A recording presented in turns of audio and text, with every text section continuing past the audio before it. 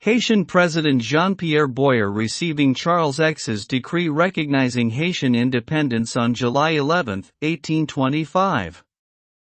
Bibliothèque Nationale de France. When France extorted Haiti, the greatest heist in history. Marlene Daut, University of Virginia. Much of the reparations debate has revolved around whether the United States and the United Kingdom should finally compensate some of their citizens for the economic and social costs of slavery that still linger today. But to me, there's never been a more clear-cut case for reparations than that of Haiti. I'm a specialist on colonialism and slavery, and what France did to the Haitian people after the Haitian Revolution is a particularly notorious example of colonial theft. France instituted slavery on the island in the 17th century, but, in the late 18th century, the enslaved population rebelled and eventually declared independence. Yet, somehow, in the 19th century, the thinking went that the former enslavers of the Haitian people needed to be compensated, rather than the other way around. Just as the legacy of slavery in the United States has created a gross economic disparity between black and white Americans, the tax on its freedom that France forced Haiti to pay, referred to as an indemnity at the time, severely damaged the newly independent country's ability to prosper. The cost of independence. Haiti officially declared its independence from France in 1804. In October 1806, the country was split into two, with Alexandre Pétion ruling in the south and Henry Christophe ruling in the north. Despite the fact that both of Haiti's rulers were veterans of the Haitian Revolution, the French had never quite given up on reconquering their former colony. In 1814, King Louis XVIII, who had helped overthrow Napoleon earlier that year, sent 3 commissioners to Haiti to assess the willingness of the country's rulers to surrender. Christophe, having made himself a king in 1811, remained obstinate in the face of France's exposed plan to bring back slavery. Threatening war, the most prominent member of Christophe's cabinet, Baron de Vasty, insisted, "Our independence will be guaranteed by the tips of our bayonets." A portrait of Alexandre Pétion. Alfred Nemours Archive of Haitian History, University of Puerto Rico.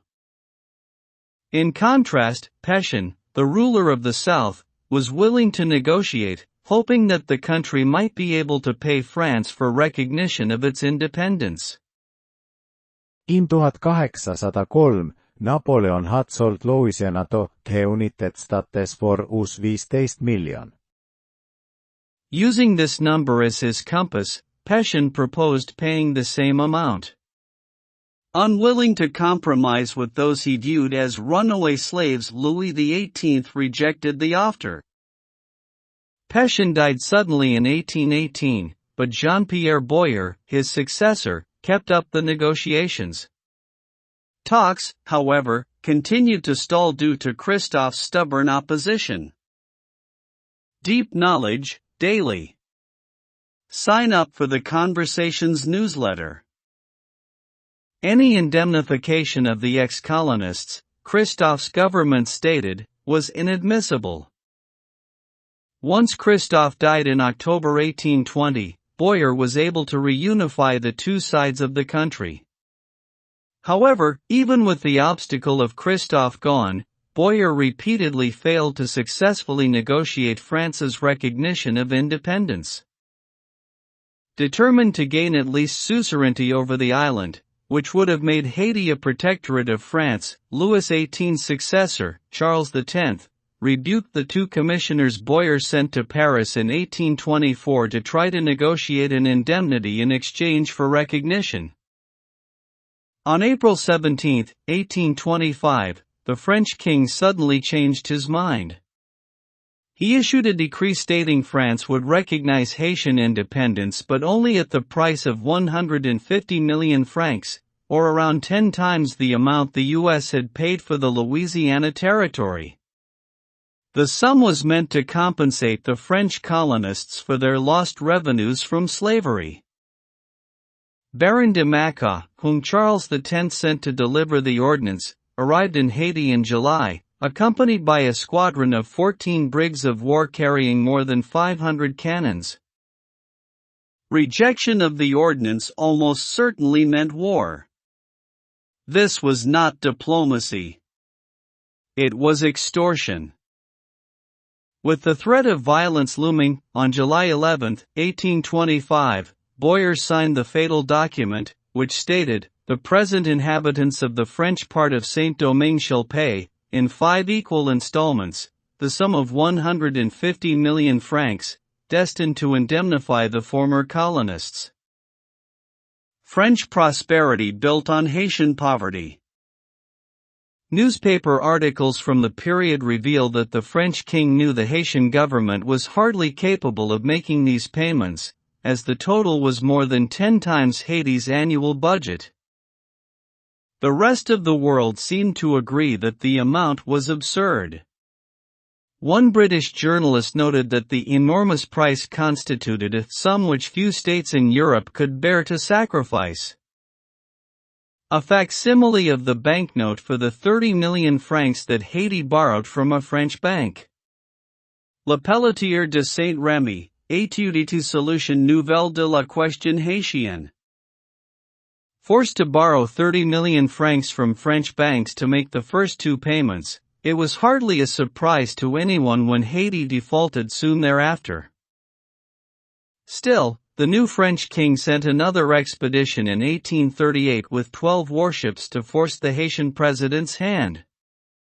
The 1838 revision, inaccurately labeled Traité d'Amity or Treaty of Friendship, reduced the outstanding amount owed to 60 million francs, but the Haitian government was once again ordered to take out crushing loans to pay the balance. Although the colonists claimed that the indemnity would only cover 1/12 the value of their lost properties, including the people they claimed as their slaves, the total amount of 90 million francs was actually 5 times France's annual budget. The Haitian people suffered the brunt of the consequences of France's theft. Boyer levied draconian taxes in order to pay back the loans. And while Christophe had been busy developing a national school system during his reign, under Boyer, and all subsequent presidents, such projects had to be put on hold. Moreover, researchers have found that the independence debt and the resulting drain on the Haitian treasury were directly responsible not only for the underfunding of education in 20th century Haiti, but also lack of healthcare and the country's inability to develop public infrastructure. Contemporary assessments, furthermore, reveal that with the interest from all the loans, which were not completely paid off until 1947, Haitians ended up paying more than twice the value of the colonists' claims. Recognizing the gravity of this scandal, French economist Thomas Piketty acknowledged that France should repay at least $28 billion to Haiti in restitution. A debt that's both moral and material. Former French presidents, from Jacques Chirac, to Nicolas Sarkozy, to François Hollande, have a history of punishing, skirting or downplaying Haitian demands for recompense.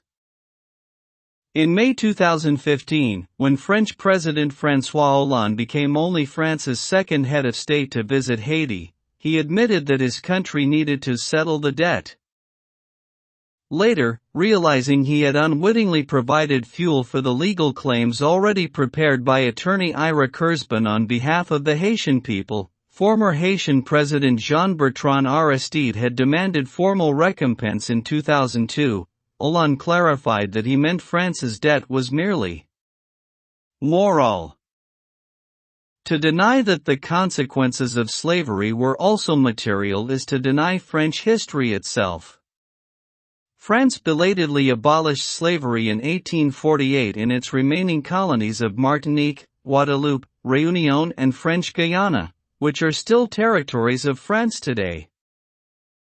Afterwards, the French government shown once again its understanding of slavery's relationship to economics when it took it upon itself to financially compensate the former owners of enslaved people. The resulting racial wealth gap is no metaphor. In metropolitan France, 14.1% of the population lives below the poverty line. In Martinique and Guadeloupe, in contrast, where more than 80% of the population is of African descent, the poverty rates are 38% and 46%, respectively.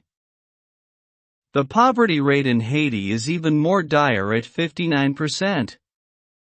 And whereas the median annual income of a French family is $31,112, it's only $450 for a Haitian family.